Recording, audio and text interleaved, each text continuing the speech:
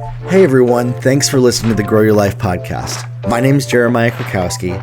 If you haven't listened to this podcast before, this is where I give you tips, tricks, tools, and strategies to grow in your life and in your business. Now, I've been helping businesses grow, get more customers and sales online for the last 17 years, help scale companies to 7 and 8 figures, and now I help coach business owners to go from 0 to 6 and 7 figures, and that's the purpose of this podcast, is to help you to go there with the mindsets, the tools, the strategies to do that. And every single episode is a mini course, so to speak, a masterclass, kind of a mini masterclass where I condense what's working for me and my clients to get results for you. And so if you haven't listened to any of the other episodes, go through some of those, read the titles and see what stands out to you as well.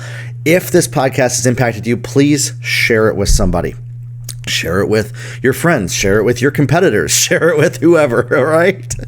And on today's episode, that's what I want to talk with you about, is unlocking your voice. Many times when we have a product or service to sell, we're afraid of how we're going to be judged by people, what they're going to think, and we stay silent. We have this vision of what might happen, what people might do to us if they misunderstand us, and that keeps us from putting ourselves out there, because if the judgment comes and people misunderstand it, what if my reputation is hurt? What if my confidence that people have in me is hurt? What if I get hurt in the process, right? And many times that comes from very valid reasons. I want to have some compassion for that. I'm going to share a little bit of a story for you. You know, I have been somebody in my life that I frequently have put my foot in my mouth and messed up so many times, I can't even count, that have hurt my reputation, that have hurt how I look to people, that have caused me to take 100 steps backwards after 1 step forward. So I've experienced that before, that fear of losing everything, that experience of it all coming crumbling down after you've built something up and you made one tiny mistake with your mouth that ruined everything, quote unquote. And what I've learned is that's actually setting us up for the next level that we're supposed to go to. The other thing that I've learned is wisdom, and the word is prudence and tact, being tactical with what we say, being tactical with how we say it. And this is where a lot of people get stuck, is on the tactical side of things, is they're so focused and thinking in their mind all day long on how to be tactful, how to say things the right way, how to be prudent, because of what's happened in the past where they've gotten hurt or they've hurt somebody else. And so that's a good thing. That comes from a good place. But I've seen that lead people to not let out what's inside of them out of fear. And they define that fear as wisdom. So their fear, the terror that they're worried about what might happen, gets defined as, well, I'm being wise. These are two very different things, okay? And then I've seen boldness. People define it as boldness when it's actually stupidity, okay? So these are the two things. We define fear as wisdom, and we define stupidity as boldness. And these two things just completely cause problems, okay? And so this is what I've been learning is that when I think about what I'm going to say before I say it, when I spend some time to process what I'm going to say, but not too much time, being intentional with the processing, being intentional about the words that come out of my mouth, but not letting fear keep me silent, by allowing true boldness and courage to let me put the words out there and say what I know that I need to say, even if I get misunderstood. Yesterday I had a situation. I was on a meeting with a client, and I said one of the stupidest things I probably could have said in that moment. It was pretty bad. He was meeting with a new graphics designer, and I was like, yeah, this social media, it's terrible, like what they're doing. Well, it turns out the social media I was criticizing was actually the designer that was on the call with us, and I was like, oh no, put my foot in my mouth. I was meaning the intentionality behind the content, the value, the impact. The designs were killer. But see, I didn't know who I was talking to in that moment. And so I didn't use wisdom. I just let come out what I was thinking, whatever was the first thing in mind. And I know I messed up. And so when we mess up like that, we got to own it. We got to own our mistakes and keep moving forward and not let the fear of making mistakes keep us silent. So that's also the problem here. We have to develop courage to go after those things that we know that we need to go after. And for many of you listening to this right now, you have a business, you have something that's going to impact the world, a message in your heart. You have something that you know that has to come out, that's birthing in you, that's been birthing over time. But these past experiences of messing up, or you've seen other people mess up, or you have a stellar reputation. This is the third one, and you don't want to mess that up. So your fear keeps you from taking risks. This is all the same thing. So I often work with people, they have really good reputations in the marketplace. The people that I work with are stellar at that. They have integrity. But sometimes when it comes to being bold and putting out there what they know they need to do, there's a worry and fear of, well, what if I lose some of the people that trusted me before? What if they don't like what I had to say? What if my friends and family don't like what I have to say? What if I get counsel from people that they say, hey, that wasn't a good idea? This is where we have to develop our self-confidence and belief in ourselves and know that what we stand on is correct. We seek wisdom from a few people. I have a few people, less than a handful now, that I let speak into my life. Now, I get opinions from a lot of people, but I don't let opinions decide my beliefs. A couple years ago, 9 months ago even, I was letting the opinions of anybody decide my beliefs for me. Now, it's not that way. And so we have to get to the place where we turn off the social media. We turn off the news media. We turn off listening to all the voices that are out there telling us how to think. We don't answer a call from our sister or our, uncle or whatever that wants to tell us how we're doing everything wrong. We don't let criticism be the only voice we listen to. And I know some people, when they hear that, it's like, okay, well, a wise man heeds correction. Correction is not criticism. And so this isn't even to be critical as well. I have a tendency and a nature to be a very critical person, so I attract that to me. And I'm learning now it's okay to not have to criticize everything that I see out there. To focus on what I'm doing, to speak boldly of my position, truthfully, and then to connect with those that resonate with it. I've lost a lot of people that have followed me. I've had people write me and tell me they could never listen to a thing that I say again over the last 9 months. Great. That's wonderful. I love it. Maybe one day you'll come back, and that's what I say. I have open arms. If you want to talk about this later, let me know. Connect. Reach out. But we don't do so from a place of criticism, of trying to make somebody do the right thing. We have to establish healthy boundaries. And boundaries really is the key to all this. If you've been watching my videos on my social media, listening to my podcast, I've mentioned the book Boundaries by Dr. Henry Cloud and his boundaries.me membership, which is less than $10 a month. I don't even earn anything off of referring you to that. It's just been so helpful to me that I recommend it to you. The boundaries.me membership is really incredible. So much good training.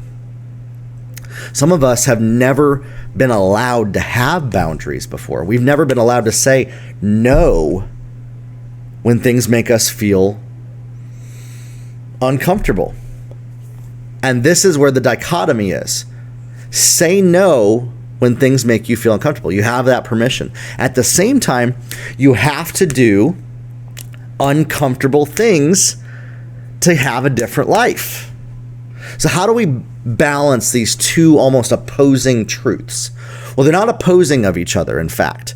What it is you get to choose and decide what your discomfort is, what you're going to do. For me, even recording this podcast is uncomfortable for me right now. It is.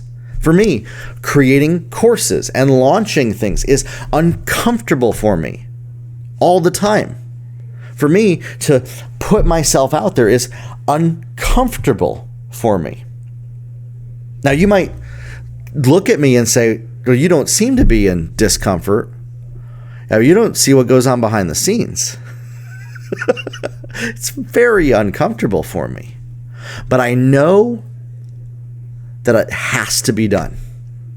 I know that the things that are going to take me to where I want to go, to where I was born to go, to the calling and the destiny on my life, require me to do uncomfortable things. Now, I have a lot of people that come into my life and try to tell me what those uncomfortable choices should be. Do I listen to all of them? No. Do I ignore all of them? No. There's certain voices that I listen to and certain ones that I don't. It's picking and choosing who are these people in our lives, and boundaries is a great way to do that. We want to cordially and politely and compassionately say, no, we don't want to use boundaries as a weapon to cut ourselves off. Boundaries are all about creating and developing better connection with other people. They're not about cutting people off. They're not about taking them out of our lives. They're about creating connection. Danny Silk teaches this in his book, Keep Your Love On. Dr. Henry Cloud has another book called Safe People that helps you identify who safe people are in your lives. Listen, there's some people in your life that some of you are meant to go no contact with, to no longer talk to, or to set boundaries with. That, listen, I'm not going to have a conversation about family here with you. I'm not going to have a conversation about business here with you. I'm not going to have a conversation about this with you. If you want to talk about something else, let's do that, because you get to decide what you tolerate in your life. And when we make that decision to decide what we are going to tolerate, we get to create the life that we want. And so if you have a vision in your heart, if you have a dream in your heart of where you want to go after, this boldness and this courage to no longer tolerate what hasn't been working is one of the first steps. And the next step as well is to love yourself enough to say, no more. I am going to choose what my life looks like. I'm no longer going to let my feelings dictate it for me. Wait a sec. That almost doesn't sound like it's the same message. It is. Our feelings are not something that we want to suppress, that we want to put off. And again, I'm not a psychiatrist. I just listened to a lot of great teaching that's helped me. Feelings are important, but many times how we define our feelings is wrong. So that's what has helped me a lot, is I pay attention to them, but I don't let them make the decision for me. And so when we feel that something is uncomfortable, we get to decide, is it a no or is it a yes? Is it a no if somebody tells me that they think that I should work for them for free? Yes, that's a no. It makes me feel uncomfortable even thinking about that. Is it a no if I feel uncomfortable making a podcast and putting something out there and recording and selling? That has to be a yes, because I know where I'm going. So it's defining your values, defining your convictions, defining your plan and your path for your life. And it's not going to be the same for everybody. It's not going to be the same for everybody listening to this right now. But you have to develop the courage and the confidence inside yourself to choose to do what's best for you in your life and in your business, to go after those dreams that you got. All right? And so how does that apply to sales? When you get on a sales call and somebody starts grilling you and berating you and being rude to you, don't let it throw you off. You know, we've experienced often salespeople that felt we're pushy. And so we become afraid that we don't want to appear that way. And so then our fear ends up creating a situation where we come to the phone on a sales interaction and act in a way that is not confident. We start writing sales copy that is not confident because we're afraid of appearing like those people, right? What are those people? What do those people do? Well, it's those people that you've judged in your life, that you've been critical of what they do to get results, that you've been critical of how they do things. And so you're just as critical of yourself. Whatever we judge comes back to us. And so for me, I was very judgmental of people in business, people in sales, people in marketing, people in religion, of what they do or don't do right, as if I was the law enforcement and the cop that was supposed to tell everybody what the right things to do are. And through a series of realizing that that is not my role on planet Earth, is to make sure that everybody does the right thing, but to focus on what I'm doing right and to model that to other people. You see, that's what it is.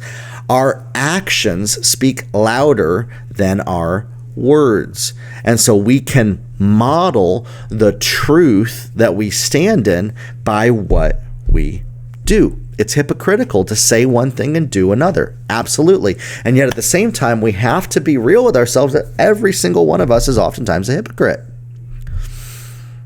including myself. I'll say often, don't criticize somebody. And then like the next minute, I'll go criticize somebody.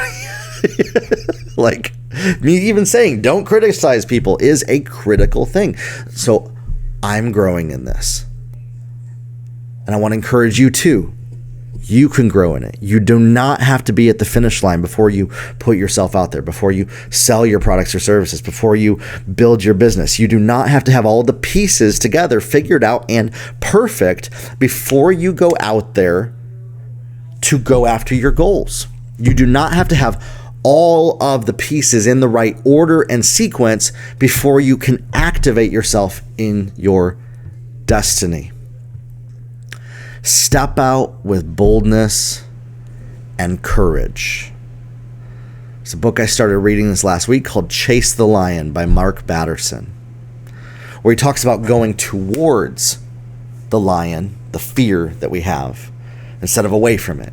And that's what you're called to do. That's what every single one of us, if you're listening to this podcast right now, you were born to go into the lion's den, deeper into the darkness of the hardest places that you never thought that you would go, because you get to pick and choose how you're going to react, what you're going to do, and you're going to be a light in those dark areas to model truth. What hurt you before no longer has the power to hurt you unless you decide that it still has power over you. If it does, and there's areas that I don't go myself because I know that I have not fully overcome in those areas. It's a process. It's a process of growing to become who we were born to be. And give yourself grace every single day to walk the journey without fear, without worry of, am I doing it all perfectly? Am I doing all the right things? Am I feeling guilty because I'm not at my destination yet? Am I feeling down on myself because I haven't done everything perfectly? Am I irresponsible because I haven't manifested all of my dreams yet? I know some of you feel that way because I see it in the comments. I see it on my social media. You feel guilty and irresponsible that you're not at the finish line yet.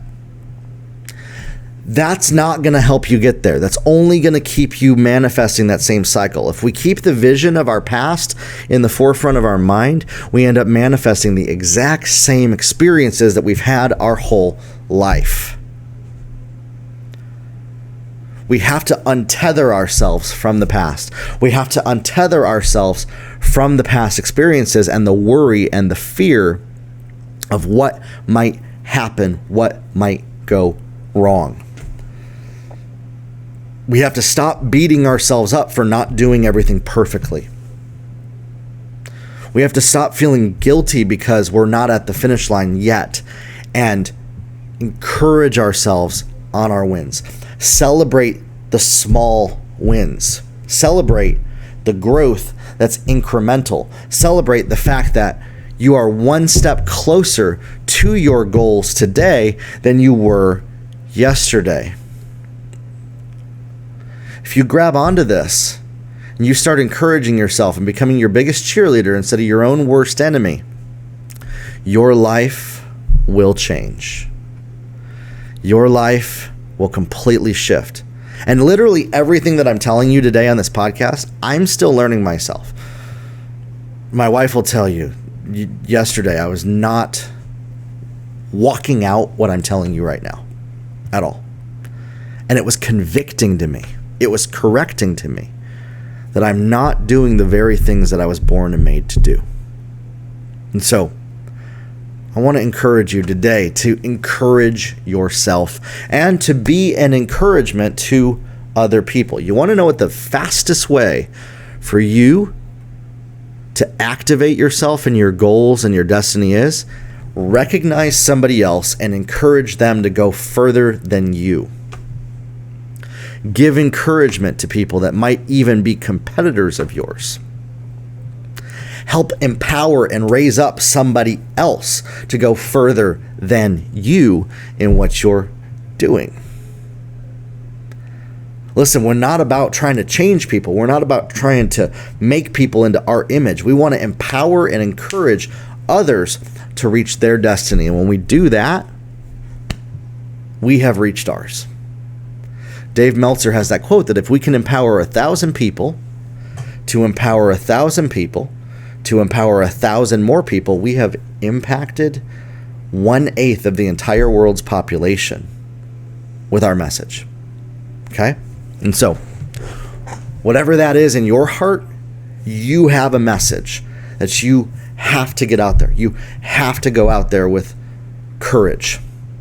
And if you're selling products online, your message is that impact that those products or services are going to have on people. Your message is the result that people are going to get. Your message is the case studies that people are going to get out of that, the outcome that they're going to get, the transformation that they're going to get, the solutions to the problems that they have. And so when you listen to other people's frustrations and issues and you deliver solutions to them in a way that makes sense to them, a way that they can grab onto tactically, with courage, you can connect with other people and impact their life. Now, they have to get on board. They have to decide for themselves that that's what they want. You know, there's a lot of people that listen to this podcast right now that have not gotten to minute 22 in the podcast like you have. And you know what? That's where they're at on their journey. That's okay. It's absolutely okay. But for you, if you're somebody that's listening to this right now and you've gotten to this point in this podcast, it's time for you to step up, raise the stakes, get into the game in your life. Stop playing small, start playing bigger, and start believing in what's possible for you. Start realizing that it's going to take some bold, uncomfortable actions, things that you have been neglecting doing for you to get there.